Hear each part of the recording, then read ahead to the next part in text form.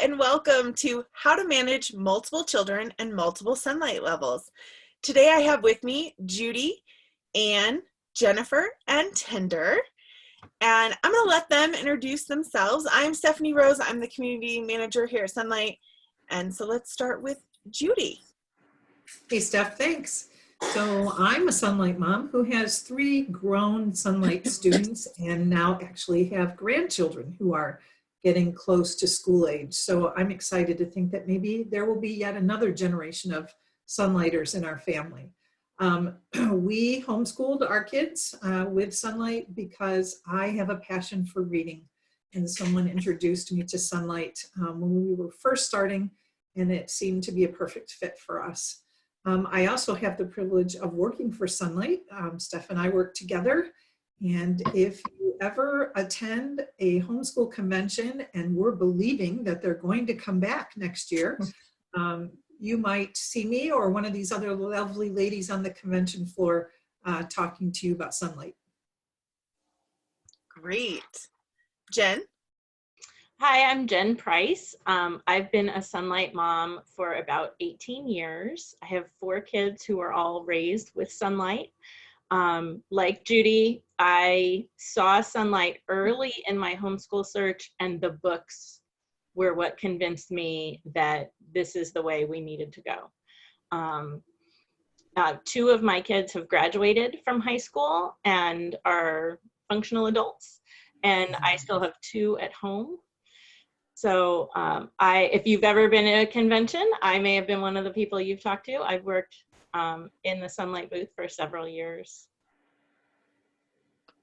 Very good. Anne, welcome. Hi, thank you. My name is Anne Keebler. I am a homeschool mom. I have 2 children. They are 16 and 13, and I too found Sonlight in the very beginning, and they've been using it since preschool. So I love to share all the great things about Sonlight. I do work at conventions, and so I may see you all there sometime. Thank you. And Tinder?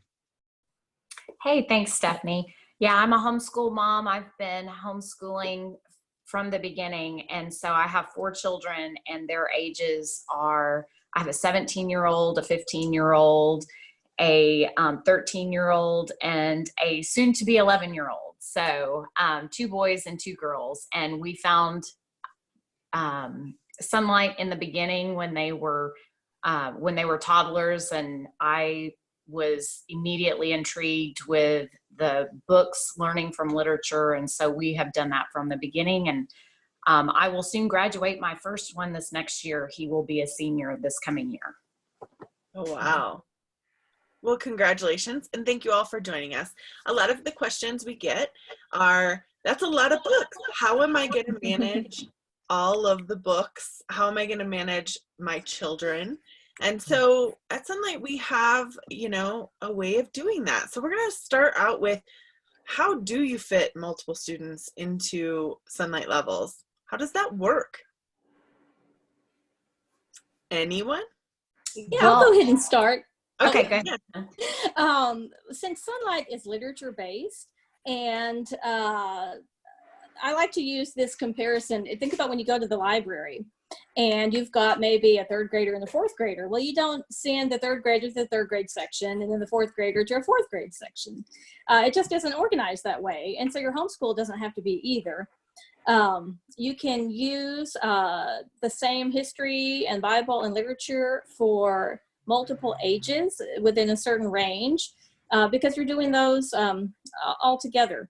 And those are more comprehension-based subjects that the kids are not reading those on their own. So it doesn't matter what their reading level is, you're reading to them. And so you just have to have individual math and readers and language arts for the children to do at their own level. But so much of Sonlight can be done all together as a family. Absolutely. Tinder?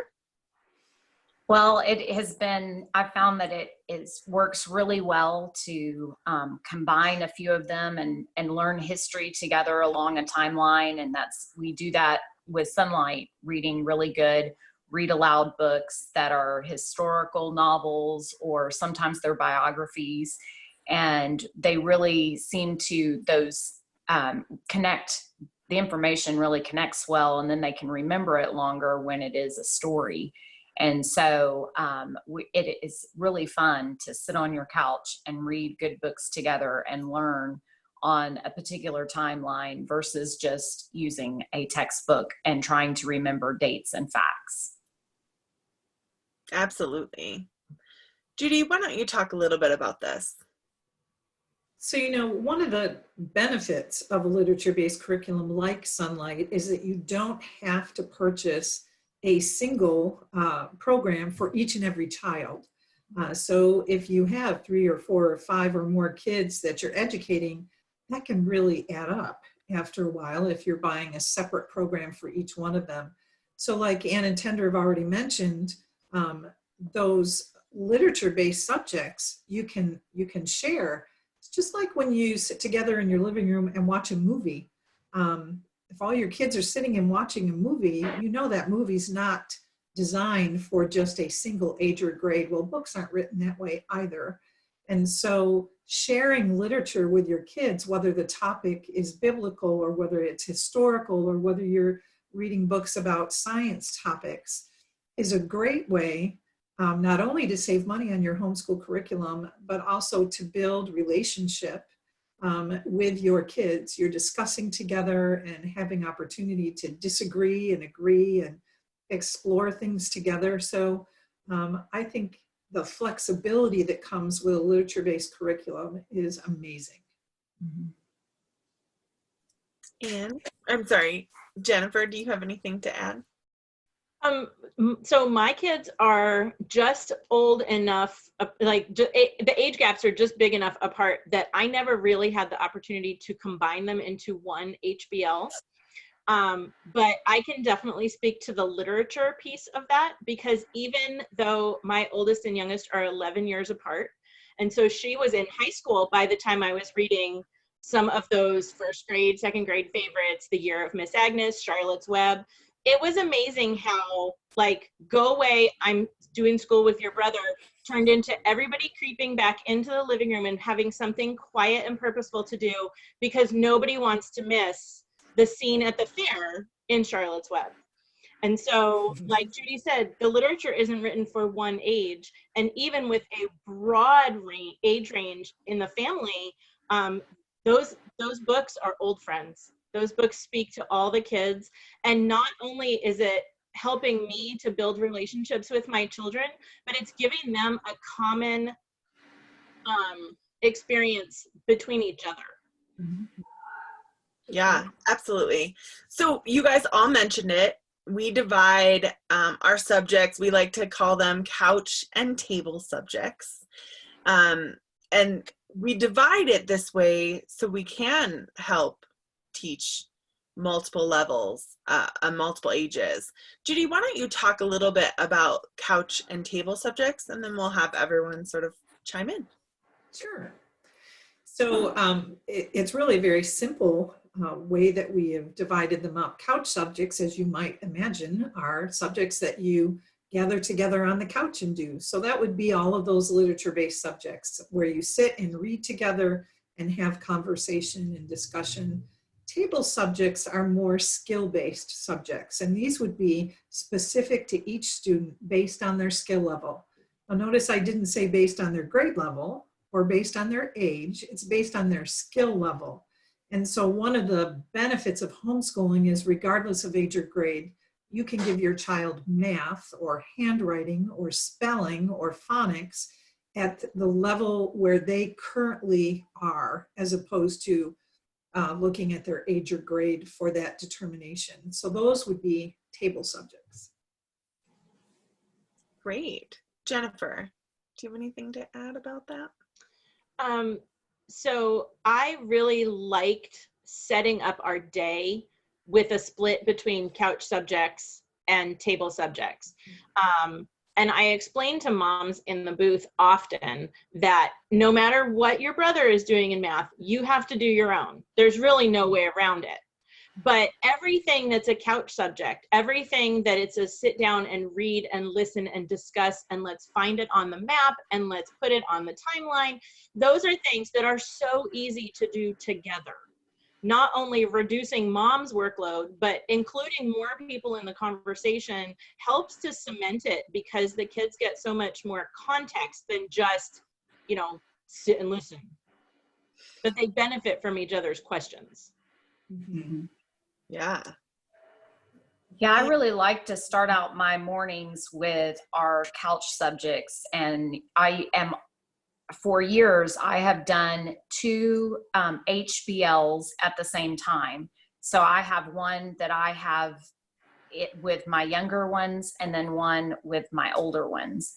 And so I will start out the morning and we take turns, but sometimes I start reading with my younger children, and I've got 2 of them that I'm sitting on the couch and we're reading our history and Bible and doing our timeline, as Jen was mentioning. And so we'll do that for 45 minutes at the beginning of the day, and I will read to them, and we'll have our time together on the couch. Now, during that time, my older students are busy, you know, after they finish their breakfast, they're pretty independent at this point.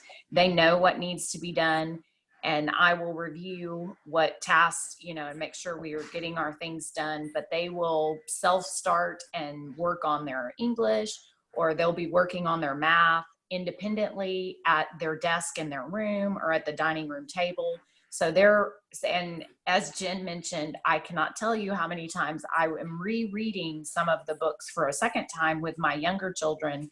And I have slowly, the number of kids in the living room increases, and they bring their work in to work on in the living room so that they can listen as well and sit where they can, you know, hear their favorite part of the story. And then once I finish with my younger kids reading with them, if they need any instruction on math, on English or handwriting, I will give them some direction, and then I will get them started at the table. And usually some of that these days, that it's not, you know, depending on their skill level determines at that table level, can you walk away? But sometimes you can give them directions and you can get them started, and then you can walk away. And so then I would have another session with my older sitting on the couch, and we'll read Bible together, or we'll read one of the read alouds. So I spend part of my morning, and I have 2 sets that I'm kind of doing with the HBLs. And then after we finish that with those 2 groups, then I'm just working and making sure everybody gets their table subjects done, the math and reading at their level, and English and so on. So. And like Tinder said, we start also with couch subjects in the morning, and my 2 are far enough apart in age that I do 2 HBLs with them, but they're close enough in age. I do feel comfortable doing just picking one level of Bible from one of the HBLs to do for that year. And so we always start out our day together with Bible.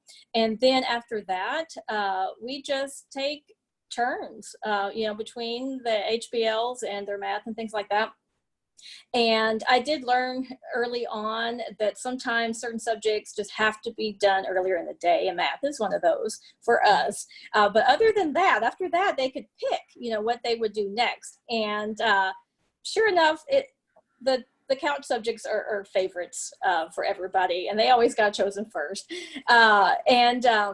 So the youngest would always listen in with the oldest with the read aloud. And then, so when the youngest got to that read aloud a couple of years later, well, guess what? The older one came back to listen, and sometimes I would hear about it if I started the read aloud without letting him know, because he really wanted to be there for it. So one of the neat things about doing 2 levels of Sonlight, it's kind of like your kids get double the education in some ways. And they see things again when they're older, and they can get a new take on it, just have different conversations about it. And so that's what the couch and table subjects are all about. That's a very good point, Anne. A lot of people ask if it's possible to do two different levels at the same time. And Anne is proof it is possible. Right. It is. Steph, it probably would be helpful to, we're used to speaking Sonlight Ease, but HBL stands for History Bible Literature Program, in case people haven't picked up on that. Oh yeah, I didn't even realize it does become sort of part of your vernacular. I apologize, but yes, History Bible Literature, it is the core of a Sonlight package. And then if you do add math, literature, math, language arts, electives, those are all make up what we call an all subjects package. So you really Science. get everything. Oh, and science, everything you need. Thank you. From Sonlight. So yes, thank you, Judy, for pointing that out. Sometimes we do get caught up in our own little language. So say you do have children the same age, or that can be grouped together in a level together. How do you decide what level to put them in? How does that work? Well, there's a great tool in the Sonlight Catalog, the scope and sequence in the back, and it will tell you the appropriate age ranges for each History Bible Literature package. And so you can, there you go, Stephanie. So it's real simple to find the levels that are appropriate for those ages. And another thing to consider, if you are coming from a public school or a private school or even a different curriculum, and you've already covered a lot of American history but haven't had much world history, also look at the topic for each History Bible Literature package.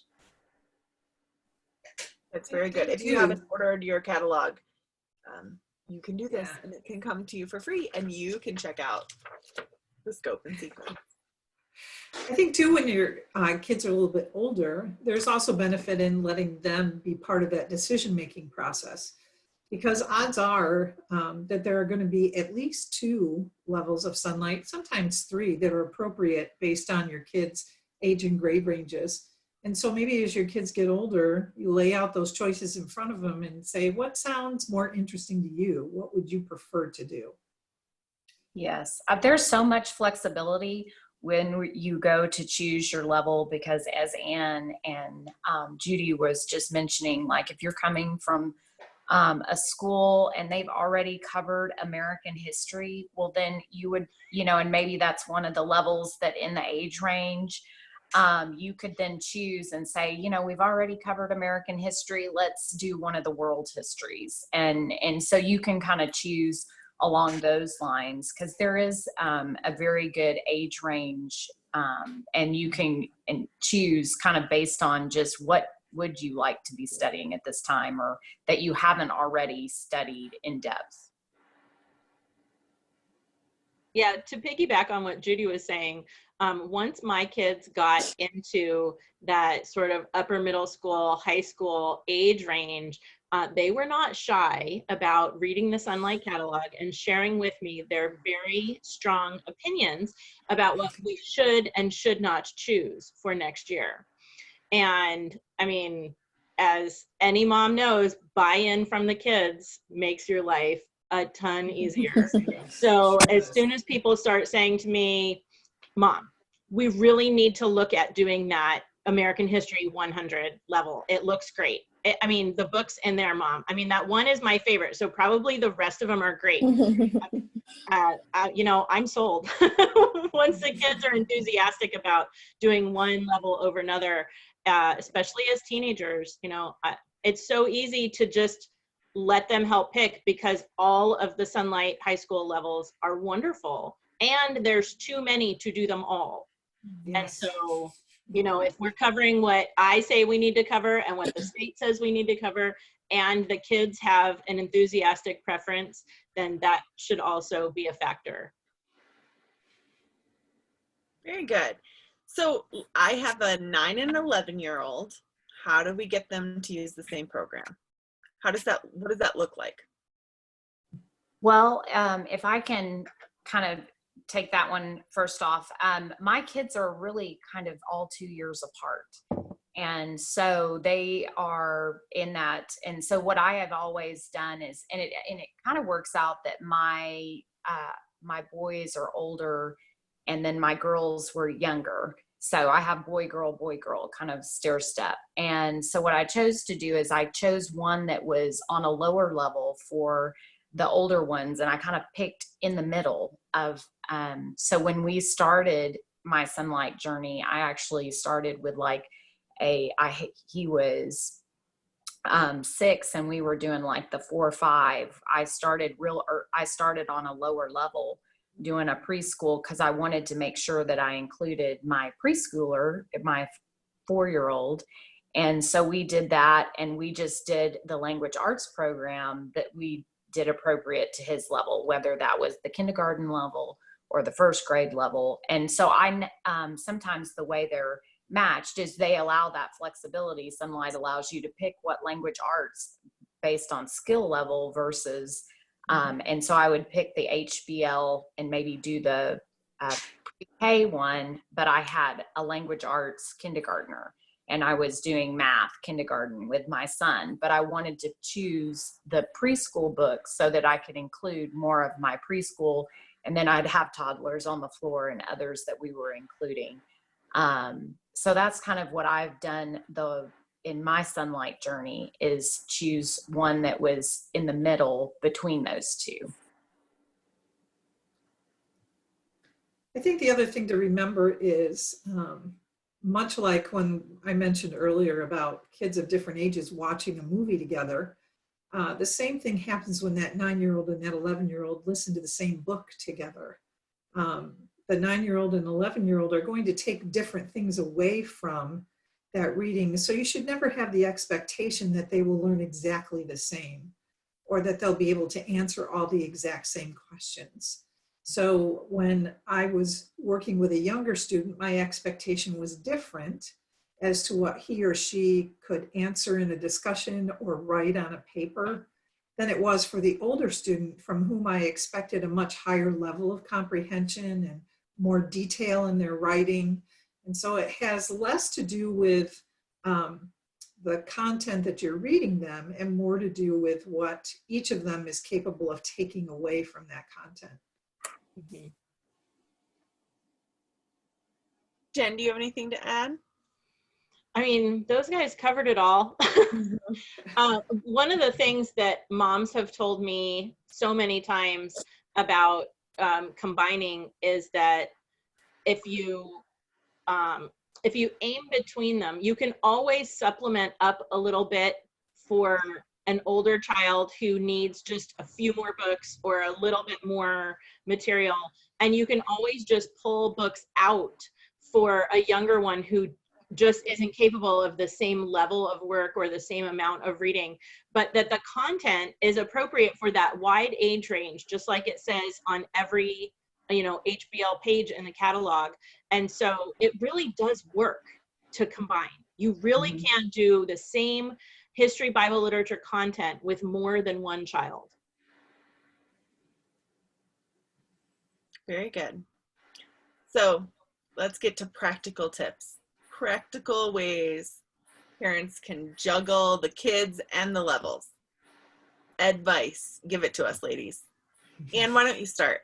All right. I think I mentioned before, 2 kids, 2 levels, and we would start out together with Bible and then just take turns. And so that gives the kids a little bit of a break. We just did either 1 or 2 subjects, and then they would get a break and work with the other child. And that just worked really well for us. And from the very beginning, even when they were little, they understood, if it's mom's time with brother, then you need to do something, independently, go play with your Legos, whatever it is you want to do. This is your time. You get to do what you want to do. And as they got older and more independent, they realized, hey, I can go do some of my independent schoolwork while mom's working with this other, subject with my brother or my sister. And I can get school done even faster that way. So the older they get, it really gets a little bit easier. They do more things independently. And your day, you just get into a routine. It's just a lifestyle. And talking about, details about how it works, I set up, technically it was labeled as toy storage in the store, but I used it as school storage. And I got a shelving unit with bins that you can pull in and out. And the night before, I would just put each book, that we would use for history, the literature book, the reader, the science book, in a different bin. And when they wake up, they see what there is to do for the day, and school's not done until all of those are done. But it was a real easy system where they could see what they needed to do so that they could go pull something to do, even if I was busy. And it worked really well for us. One of the things I realized after, integrating younger children into my sunlighting homeschooling system is that the more kids you have, the more kids you are homeschooling, the less attached you can be to the idea of an 8 to 5 school day. I mean, maybe there are some super moms out there who can homeschool like 6 or 7 of them and like be done by dinner, but that has never, ever been my experience. There's always one who wakes up early and is like, Mom, can we do math? Like, can we do coffee? But, here you go. And then one of my favorite things is at like 10 o'clock at night when I'm ready to wind down and I'm like sitting on my bed, playing on the Facebook, and some kid walks in and is like, Mom, can you help me with this map? Yes, I would love to. I wasn't at all done with today. But it just kind of, they're teenagers and some of mine are night owls. And so they just work when, they have time, find time, want to keep going, whatever. Even if we've kind of done it off and on all day, here we are at bedtime and somebody still is doing something. And what I realized is that's okay. That's just kind of the way we roll. And it all gets done. They all get a chance to have my attention. And it's not 8 to 5, but there's, the homeschool police don't come running for us. So it's okay. That's right. I really try to focus on my mornings to get as much as I can get done. So mornings I don't do too much housework. I might start a load of laundry, or I might set out something that will defrost for dinner, but I'm pretty focused on just let's get school done. So one of the things I will try to do is like silence my phone. I do not want interruptions. And I have 2 HBL binders for each of the 2 sets that I'm working through. And they are through the school year when I'm working, they're like always on our coffee table in front of our couch, full set to the right week. I just leave it out all the time. And then in our dining room, we have our storage for like our table subjects, the math that gets pulled out every day and then put back so we can eat dinner on the table at night. So I really try on my time, and my focus is just to how much can I accomplish with everyone and taking turns in the morning. So we'll make sure to definitely get that reading in and done. And then I can send them, if they need individual math instruction, I will help them with that. Or if they need some language arts, need to go over what they need to do that day, I will work with them. And so I want to try to have as much done. And now Jen is correct. It doesn't always happen before lunch. And, and depending on the day, and especially as they get older, you have high schoolers, you're not going to get it done before lunch. Now, if I'm speaking to toddler people with elementary children and you've got preschool, and yes, you can get it all done and be done by lunch, and it's not a problem at all. But the older children that you have, you're going to be working some in the afternoon, or let me rephrase that, they will be working more in the afternoon. So I try to get all of my instruction finished with them so that then the afternoon I can answer phone calls, I can do some of the other household chores that I need to do. And so we kind of move on from that. Judy, I know you've got advice. I think what you're hearing, what these other ladies have said, is something that I discovered with my oldest, and that was it became important to me to set a goal that by the time each one of my kids hit those junior high and high school years, that they were independent learners, that they could drive their own schedule, that they could plan their own day. And I remember when my first one went off to college, her talking to me 2 or 3 weeks in and saying, "Mom, I'm on this group project and the rest of the kids in this group don't have a clue. They're okay with waiting till the day before to get this project done." And so I think it's a very valuable skill that we teach them when they learn to drive their own time management, and they learn to set their own goals and get things done on time. So it's not something, time management is not scheduled in the Sonlight's instructor's guide, but it absolutely is a very important side benefit. Yeah. One other tip I think that I would suggest is I have asked, my kids, and I think Anne touched on it, that when I was working and giving my individual attention to one, that I asked them not to interrupt unless, if there was blood, yes, I will stop what I'm doing. But if it is to, sometimes they'll want to ask for a snack or something like that. I've asked that, hold all the questions if it's not dire emergency until I'm finished. And because I'm like, that when I'm sitting down with you don't like your older siblings or someone to come interrupt our time together. So that is another thing that I've asked, is that they would, they know what they could, what snacks, they don't have to ask my permission. They can help themselves, or, they can go play. If they end up having a question with their math, then I just, then they can have permission. They don't have to try to do it without me. They can stop and have free time. And then they can ask me after I'm finished with whatever individual I was working with. They can come in. And so that is kind of nice. It just kind of helps the flow, or that if I just ask for interruptions, like let me focus on this. And then when I'm finished, I can then answer your question that you had on math.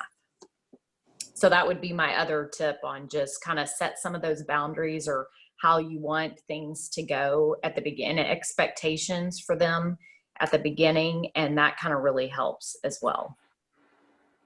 Very good. So related, yet not exactly related. A lot of people will start homeschooling and they have maybe little kids, like toddlers. Do you have any advice on how to keep the toddlers busy while you're working? I liked your piece or what you said about just asking them to respect your time with the other child, but maybe a little bit more practical advice on those toddlers specific. Anyone have any advice? You can use Naptime if they're still young enough to take a nap, and just save certain things with your older children to do when the littlest ones are napping. I had something else I can't remember, so somebody else go. And containment. If I need a toddler to stay in a high chair and just like snack and chill and play with Legos or eat Cheerios or whatever, and I know I'm going to get about a half an hour before, containment gets boring, then I'm going to do whatever subject needs mom's attention first.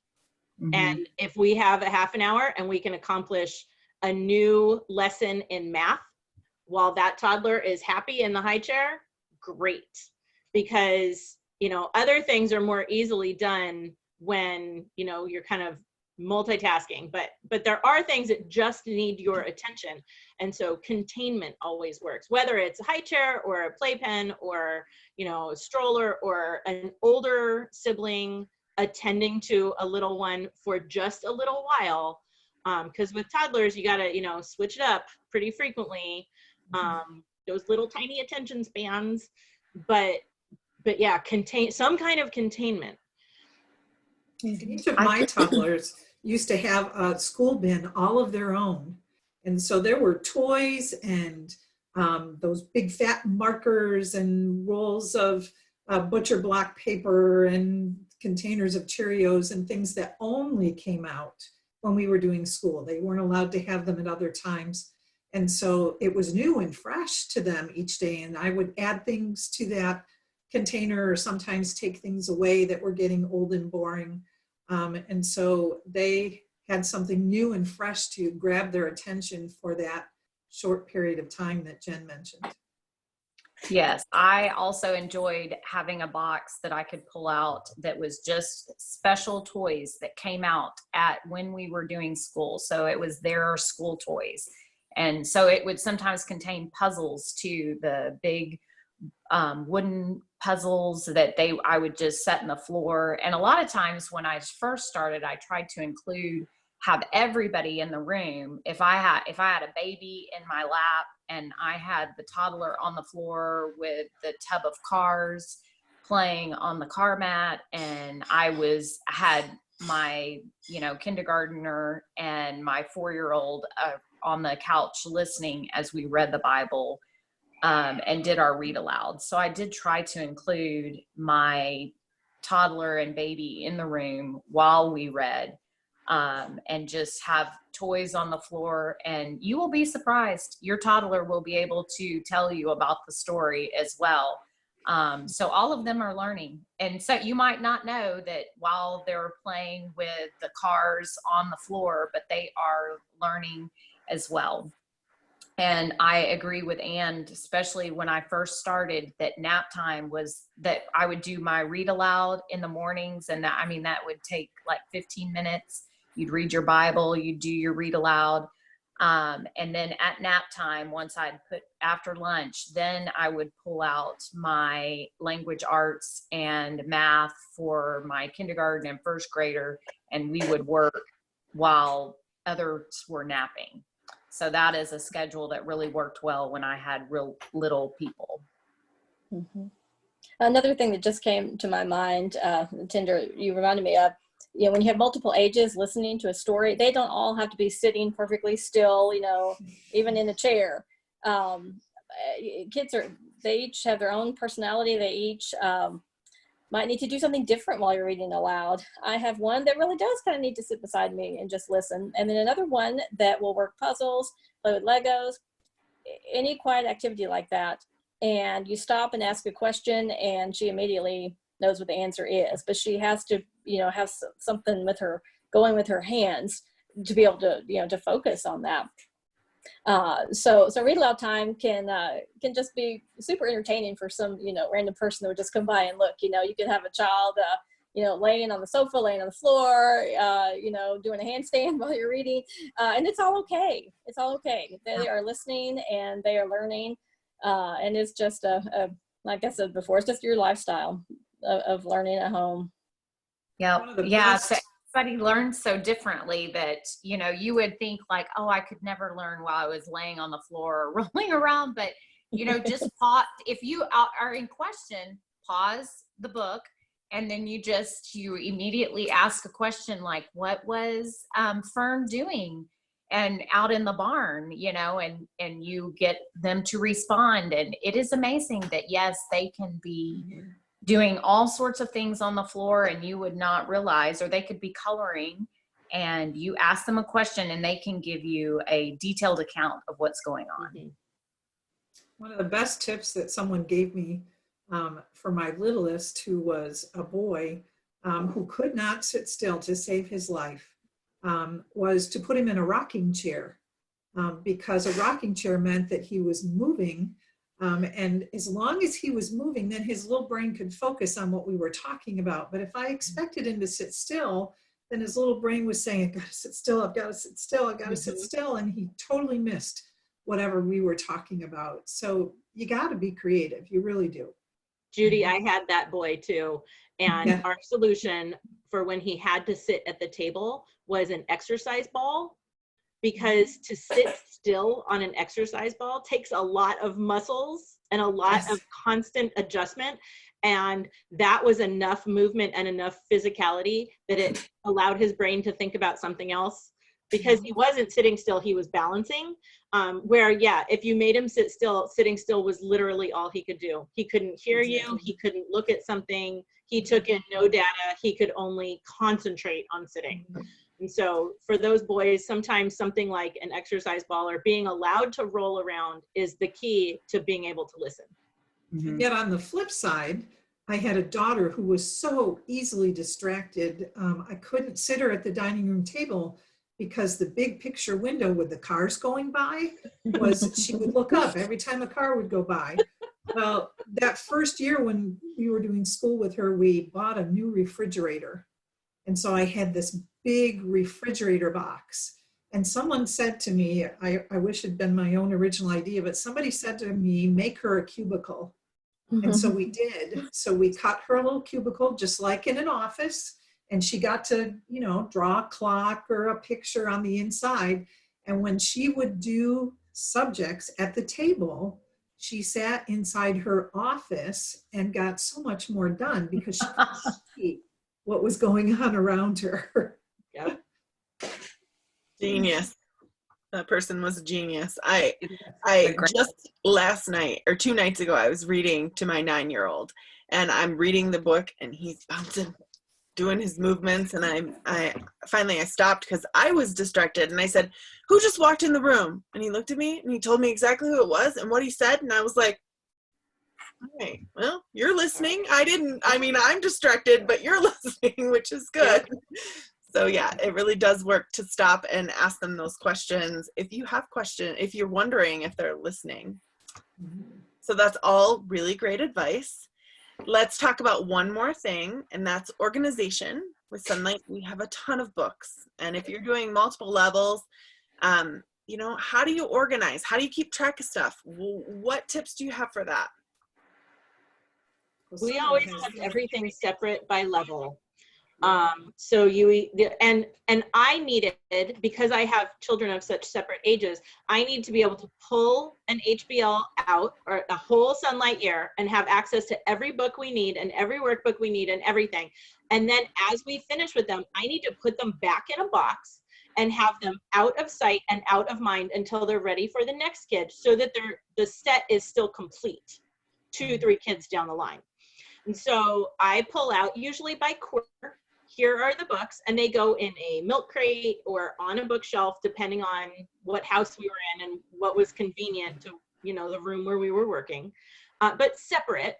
And then we would use, you know, whatever we needed. And then as we were done with it, it got put back in the right box, which at the end of the year got put back into long-term storage.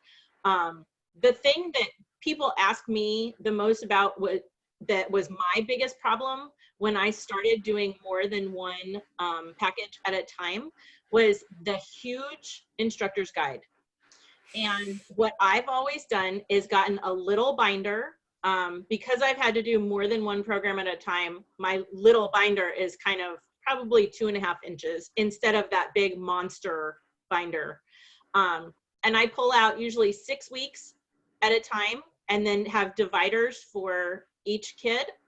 And so I have everything I need in there. And, you know, every 6 weeks or so, I put those back in the big guide, pull out the next 6 weeks, and then all the instructor's guide I need is all together in my single binder, which, like Tender said, is always like within 4 feet of my person. It's either on the table or on the coffee table or on the kitchen counter, because I really can't achieve anything without it. But keeping just sections kind of in an active binder and putting the big instructor's guide binders on the shelf has always worked better for me than trying to lug those monsters around. Yeah, same for me. I have a smaller binder that, yeah, I use 2 levels at each time. And so I just put sometimes just 1 week's worth, you know, of each one. And the flexibility of the readers and the read alouds that Sonlight has is really great, because the pages with the discussion questions on the readers and the read alouds come separately, not attached to the week. And so I actually keep those questions with that book, because read alouds, they go with us on vacation. We can't stop, you know, we can stop math, and that doesn't go on vacation with us, but read alouds always do. And so you've got the flexibility there just to keep those pages with the books, so that the questions are always right there with you to discuss. And so we have done that. And I mentioned before the system we had with our pull-out bins, and I would fill up their books the night before. But for actual book storage, bookshelves, I have one shelf for each HBL that we're using, and all the books stay there. When we're done with it, it goes right back on the shelf. And so I do keep them like Jen does, as a whole set for the whole year. And Sonlight has those great colored labels too. So you can tell if you've got all the right books on the shelf if you use those colored labels on the spine of the book. Yeah. Yes, I have bookshelves through my house, and I did buy like a cubicle bookshelf from IKEA that I've got in an entryway that I had some empty wall space, and then I just have one would hold all of the books, and I do have the sticker. I love the stickers that'll tell me that this is level 200 books, and I have all of the books on one shelf. Some of those are bigger, high school required too. But I have them all together where I can go back and find them and pull them out. Very good. Well, I appreciate you guys joining me so much on how to manage multiple children and multiple Sonlight levels. Thank you for joining and providing your advice to all these people. Thank you. You're Thank welcome. you. Bye. Bye. Bye.